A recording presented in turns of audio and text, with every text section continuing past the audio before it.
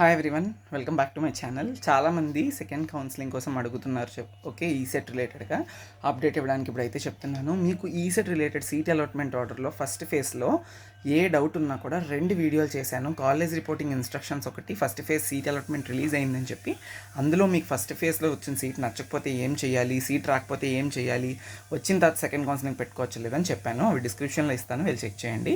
అలానే ఇప్పుడు second phase of counselling ఎప్పుడు ఉంటుంది అంటే మనం ప్రీవియస్ ఇయర్ ట్రెండ్స్ కనుక చూసుకున్నట్టయితే ఫస్ట్ ఫేజ్ ఆఫ్ కౌన్సిలింగ్ అయిపోయిన తర్వాత 1 వీక్లోనే మనకి నోటిఫికేషన్ వచ్చి ECET second phase of counselling అనేది స్టార్ట్ అవుతుంది.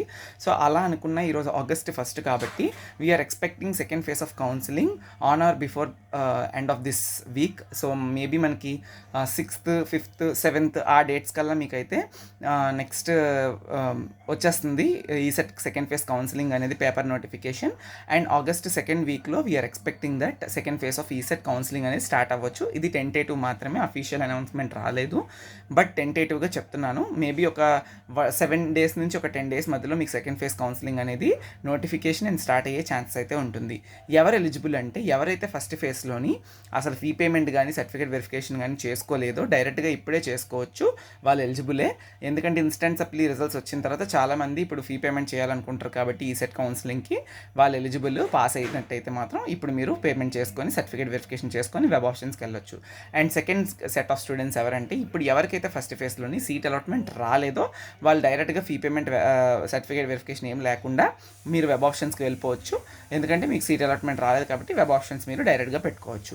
అలానే ఇంకొకరు ఎవరంటే థర్డ్ సెట్ ఆఫ్ స్టూడెంట్స్ ఎవరికైతే సీట్ వచ్చింది బట్ నచ్చలేదో, ఓకే, వాళ్ళు కూడా డైరెక్ట్గా వెబ్ ఆప్షన్స్ పెట్టుకోవచ్చు. అలానే ఫోర్త్ ఎవరంటే ఆల్రెడీ సీట్ వచ్చింది, ఇంకా బెటర్ ఇంప్రూవ్మెంట్ కోసం మంచి కాలేజే ఇంకా బెటర్ ఇంప్రూవ్మెంట్ కాలేజ్ ఎవరైనా వస్తుంది అనుకుంటే వాళ్ళు కూడా పెట్టుకోవచ్చు. సో ఇవన్నీ స్టూడెంట్స్ వీళ్ళందరూ కూడా ఈ ఏదైతే వెబ్ ఆప్షన్స్ ఉన్నాయో వీటికి ఎలిజిబుల్ అవుతారు. సెకండ్ ఫేజ్ ఆఫ్ కౌన్సిలింగ్ మీరు పెట్టుకోవచ్చు.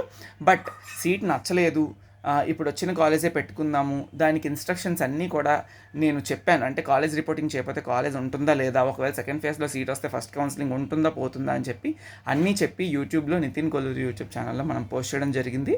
ఆ వీడియోస్ అనేవి ఒకసారి అయితే చెక్ చేయండి వెళ్ళి. ఇంకేమైనా డౌట్స్ ఉంటే కామెంట్ చేయండి. Thank you so much. August 2nd వీక్లో అలా మనకైతే ఉండడానికి హై ఛాన్సెస్ ఉన్నాయి. నోటిఫికేషన్ రాగానే మళ్ళీ నేను ఇంటిమేట్ చేస్తాను. Thank you.